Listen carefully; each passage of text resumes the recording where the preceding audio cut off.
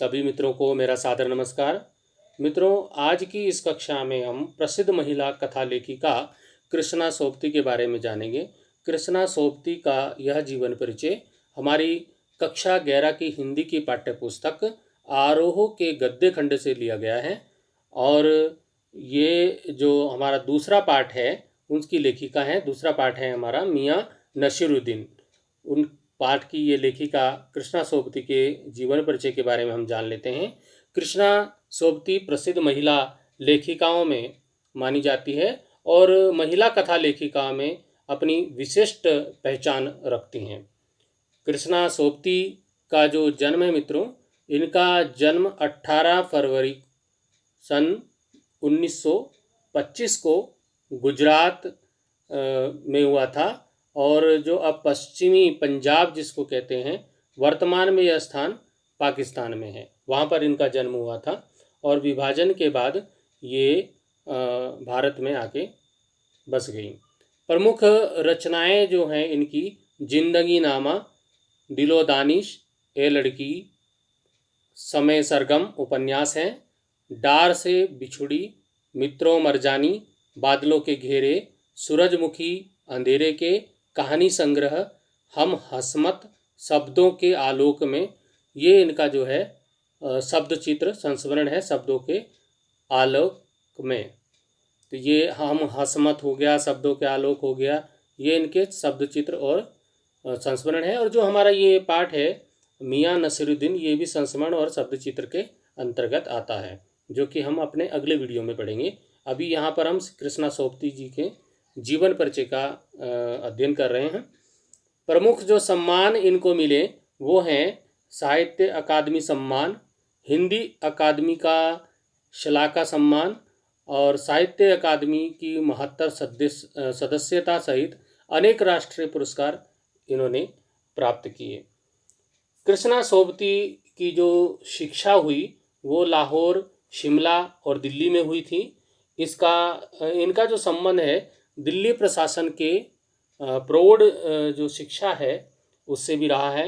इन्हें साहित्य अकादमी और हिंदी अकादमी पुरस्कार मिले और जो शिरोमणि सम्मान माने जाते हैं वो सम्मान इनको मिले। साहित्य अकादमी से इन्होंने सदस्यता भी इन्होंने प्राप्त की। मृत्यु के बारे में सन 2019 में इनकी मृत्यु हुई 25 जनवरी सन 2019 को। कथा लेखिकाओं में कृष्णा सोबती का मैंने बताया प्रमुख स्थान है। इनकी कहानियाँ, उपन्यास, रेखाचित्र इन्होंने काफ़ी लिखे हैं और इनकी रचनाओं में निम्न मध्यवर्गीय जीवन की विभिन्न विसंगतियों को यथार्थ के धरातल पर उजागर किया गया है। इन्होंने भारत पाक विभाजन, नारी जीवन की विवशताओं आदि का अत्यंत मार्मिक चित्रण किया है। कथा साहित्य में विशिष्ट पहचान रखती हैं कृष्णा सोबती सी। तो ये जीवन परिचय आपको आपकी पुस्तक आरोह में मिल जाएगा, वहाँ से आप इसको देख सकते हैं कि हिंदी कथा साहित्य में कृष्णा सोबती विशिष्ट पहचान है। वे मानती हैं कि कम लिखना विशिष्ट लिखना है। यही कारण है कि उनके जो संयमित लेखन और साफ सुथरी रचनात्मकता ने अपना एक नित नया पाठक वर्ग बनाया है जो उनको पढ़ता है। उनके कई उपन्यासों, लंबी कहानियों और संस्मरणों में ने हिंदी के साहित्यिक संसार में अपनी दीर्घजीवी उपस्थिति सुनिश्चित की है। उन्होंने हिंदी साहित्य को कई ऐसे यादगार चरित्र दिए हैं जिन्हें अमर कहा जा सकता है।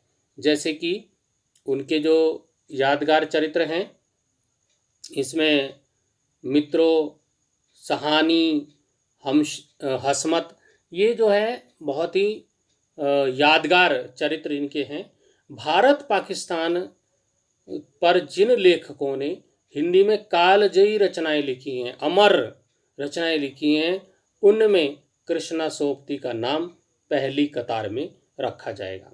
बल्कि यह कहना उचित होगा कि यशपाल के झूठा सच, राही मासूम रजा के आधा गांव, भीष्म शानी के तमश के साथ साथ कृष्णा सोबती का जो जिंदगी नामा है इस प्रसंग में एक विशिष्ट उपलब्धि है। संस्मरण के क्षेत्र में जो हम हसमत जो शीर्षक है इनका वो विशिष्ट है, विशिष्ट स्थान रखता है हम हसमत, जिसमें कि कृष्णा सोबती जी ने अपने ही एक दूसरे व्यक्तित्व के रूप में उन्होंने हसमत नामक चरित्र का सृजन कर एक अद्भुत प्रयोग का उदाहरण प्रस्तुत किया। कृष्णा जी के भाषिक प्रयोग में भी विविधता है। उन्होंने हिंदी की कथा भाषा को एक विलक्षण ताजगी दी है। संस्कृत निष्ठ तत्समता, उर्दू का बांकपन, पंजाबी की जिंदा दिली, ये सब एक साथ उनकी रचनाओं में मौजूद है। मित्रों, कृष्णा सोबती की भाषा शैली बहुत सरल, भावानुकूल और व्यवहारिक है। अच्छा, अभी जो हम इनका जो लिखा हुआ पाठ हमारे कक्षा 11 की पुस्तक में है, दूसरा पाठ है गद्य खंड का, मियाँ नसीरुद्दीन, उसको जब हम पढ़ेंगे तो हम पता चलेगा कि इनकी लेखन शैली कैसी है। मियाँ नसीरुद्दीन शब्द चित्र हम हसमत नामक ग्रंथ से या संग्रह से लिया गया है।